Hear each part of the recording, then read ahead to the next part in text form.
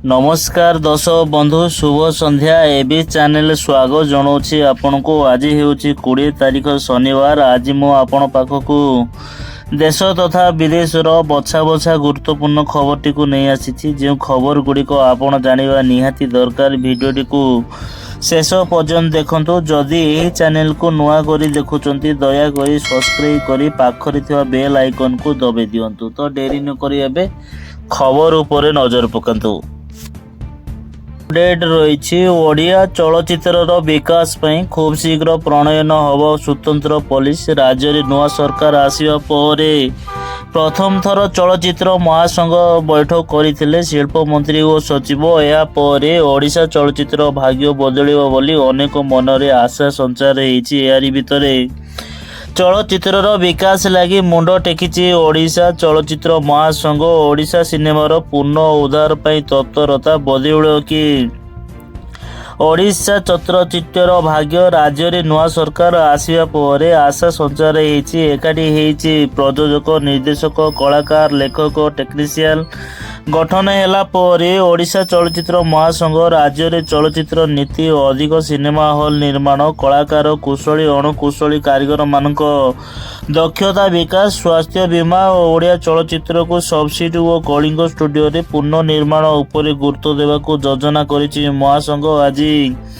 सांबादिक सम्मेलन में यह सूचना देछि। ओडिया चलचित्र महासंघ नुआ करी आसीथिबा बीजेपी सरकार ओडिया चलचित्र उद्धार पई पूर्ण सहयोग करियो बोली संघ कहिछि। अपडेट रही सीमा हायदर वर्तमान तांको प्रेमिक सचिन मीना गेट रे नोएडा रे रहउचंदी। सेपटे से पुणी विवाद भीतर को आसचंती। तांको प्रथम स्वामी सीमा विरोध में अनेक गभीर अभियोग आनी। सीमा प्रथम स्वामी गुलाम हायदर कहिसंदी जे सीमा टंका पई भारत रे अश्लील कार्य करुचंदी। से आहुरी मध्य कहिसंदी जे सीमा 200 टंका पई तांको नृत्य प्रदर्शन करती। गुलाम तांको यूट्यूब चैनल सीमा देह उपरे क्रोध प्रकाश करथिले। से कहिथिले से टंका पई निज शरीर को देखाउचंती। लोक माने तांको पेट देखैबा पई तांको टंका दियंती। से 200 टंका पई निजर नृत्य प्रदर्शन करुचंती। से भारत रे एबोली वीडियो करुचंती तथापि केही ताको अटकाउ नाहांती। से आहुरी कहिसंती से मो पिला मानक सहित एक भूल उपाय रे सेठाको जाइचंती। से सेठारे रील्स यूट्यूब वीडियो तैयारी करुचंती। भारत सरकार को ऊपर मध्य प्रश्न उंकी मारुछि जे सेठारे या किपरि करा जाई पारुछि। सेठारे थिबा सरकार किछि करू नाहिंती कि बोली प्रश्न करिसंती।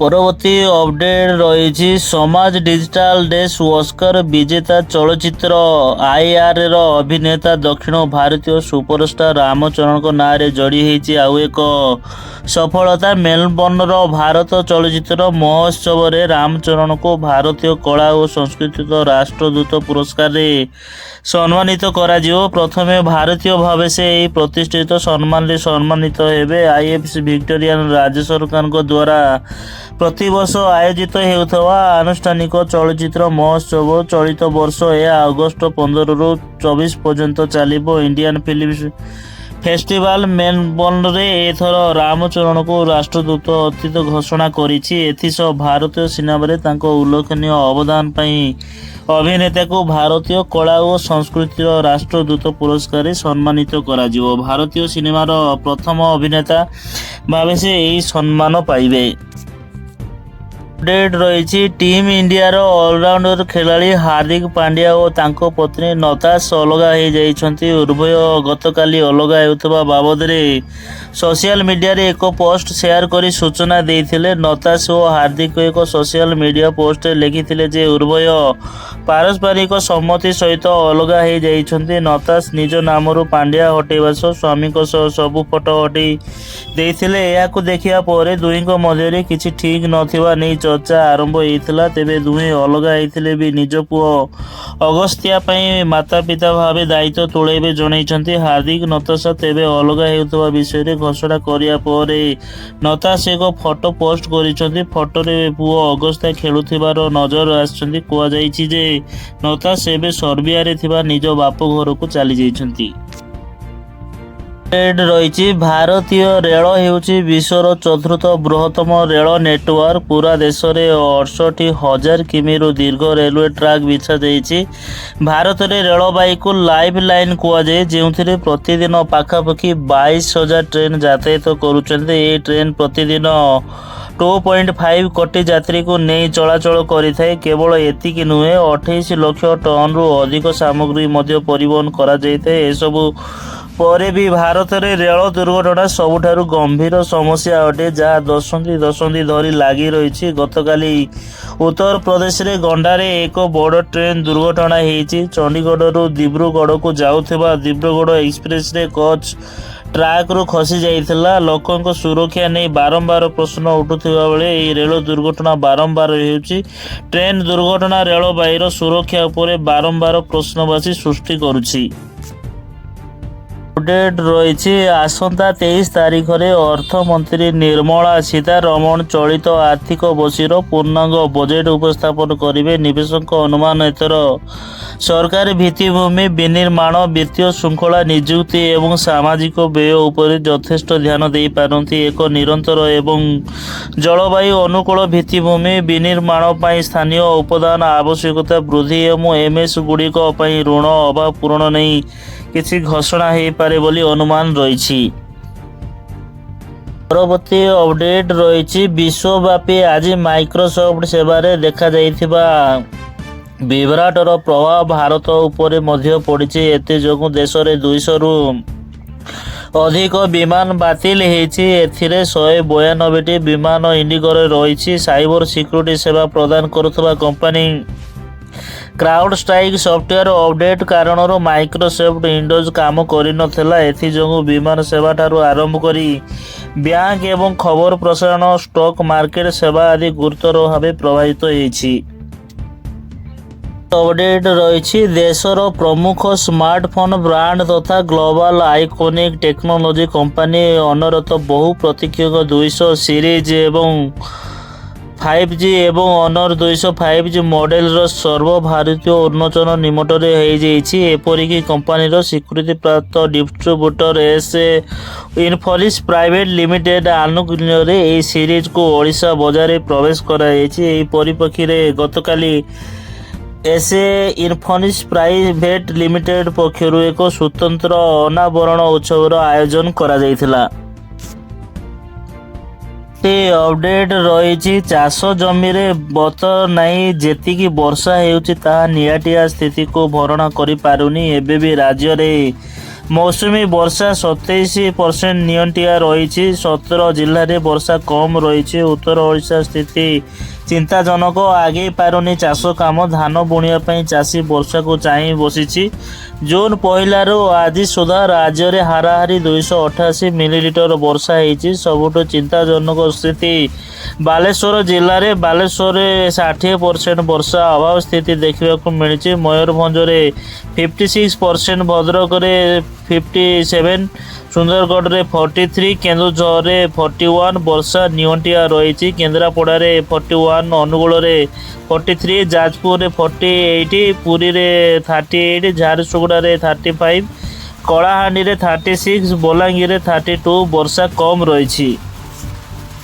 ପରବର୍ତ୍ତୀ ଅପଡେଟ୍ ରହିଛି। ମୁସଲମାନ ବହୁଳ ପାକିସ୍ତାନରେ ବୃହତ୍ତମ ସଂଖ୍ୟାଲଘୁ ସମ୍ପ୍ରଦାୟ ହିନ୍ଦୁମାନଙ୍କର ଜନସଂଖ୍ୟାରେ ସାମାନ୍ୟ ବୃଦ୍ଧି ଘଟିଛି। ଶିଖ ଏବଂ ପାରସିକ ଜନସଂଖ୍ୟା ସମାନ ରହିଛି। ଦେଶର 24 କୋଟିରୁ ଅଧିକ ଲୋକଙ୍କର ମୋଟ ଜନସଂଖ୍ୟାରେ 38 ଲକ୍ଷ ହିନ୍ଦୁ ଅଛନ୍ତି। ଡନ୍ ଖବରକାଗଜ ଅନୁଯାୟୀ ପାକିସ୍ତାନ ପରିସଂଖ୍ୟାନ ବ୍ୟୁରୋ ଗତକାଲି 7ମ ଜନସଂଖ୍ୟା ଏବଂ ଗୃହ ଜନଗଣନା 2023 ପ୍ରକାଶ କରିଛି। 2023ରେ ଦେଶର ମୋଟ ଜନଗଣନା ତଥ୍ୟରୁ ଜଣାପଡ଼ିଛି ଯେ ମୋଟ ଜନସଂଖ୍ୟାରେ ମୁସଲମାନଙ୍କ ଅଂଶରେ ସାମାନ୍ୟ ହ୍ରାସ ଘଟିଛି। 2070ରେ ମୁସଲମାନଙ୍କ ଅଂଶ 96.47% ଥିବା ବେଳେ 96.35%କୁ ହ୍ରାସ ପାଇଛି। ଯେତେବେଳେ କି 2017ରେ ହିନ୍ଦୁମାନଙ୍କର ଜନସଂଖ୍ୟା 35 ଲକ୍ଷ ଥିଲା, ଯାହା 2023ରେ 38 ଲକ୍ଷକୁ ବୃଦ୍ଧି ପାଇଛି। ତେବେ 2017ରେ ମୋଟ ଜନସଂଖ୍ୟାରେ 1.73%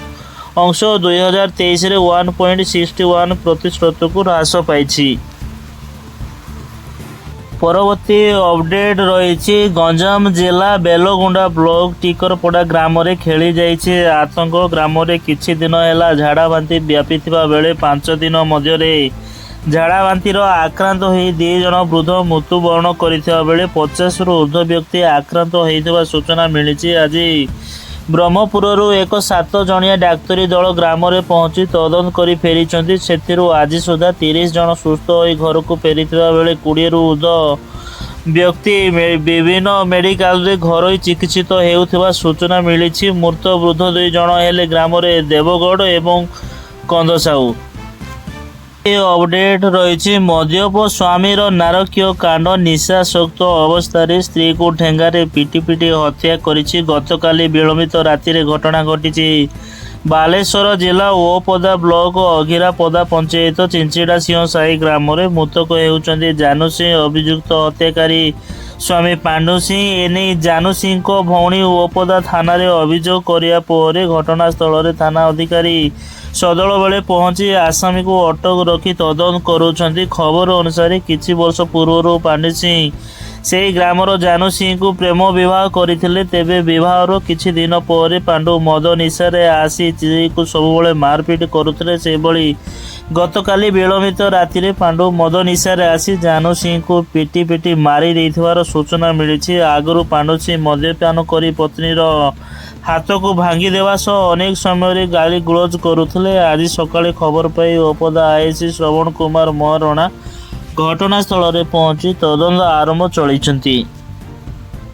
ପରବର୍ତ୍ତୀ ଅପଡେଟ୍ ରହିଛି ଚଳିତ ରଥଯାତ୍ରାକୁ ପରିବେଶ ଓ ଉପଭୋଗୀ କରିବା ସହ ବ୍ୟବହୃତ ପ୍ଲାଷ୍ଟିକ ବୋତଲ ମୁକ୍ତ କରିବା ପାଇଁ ପ୍ରୟାସ କରାଯାଇଥିଲା। ଏହା ଏକ ବଡ଼ ପଦକ୍ଷେପ। ଏକ ଦୀର୍ଘସ୍ଥାୟୀ ସୂତ୍ରରେ ଏହାର ପୁନଃ ପ୍ରକ୍ରିୟାକରଣ କରାଯାଇଛି ବୋଲି ଜିଲ୍ଲାପାଳ ସିଦ୍ଧାର୍ଥ ଶଙ୍କର ପାଇଁ ସୂଚନା ଦେଇଛନ୍ତି ପୁରୀ ଜିଲ୍ଲା ପ୍ରଶାସନ। ପୁରୀ ପୌରପାଳିକା, ଏସ୍ବି ଆନ୍ଦୋଳନ ଓ ହିନ୍ଦୁସ୍ତାନ କୋକାକୋଲା ଲିମିଟେଡର ମିଳିତ ସହାୟତାରେ Odisha development management program Y40 foundation for climate protection ମିଳିତ ଉଦ୍ୟମରେ ରଥଯାତ୍ରା ଠାରୁ ସୁନାବେଶ ପର୍ଯ୍ୟନ୍ତ ଦୀର୍ଘ ଦିନ ଧରି ପୁରୀ ସହରରେ ବ୍ୟବହୃତ ପ୍ଲାଷ୍ଟିକ ବୋତଲ ସଫେଇ କାର୍ଯ୍ୟକ୍ରମ ଅନୁଷ୍ଠିତ ହୋଇଯାଇଛି।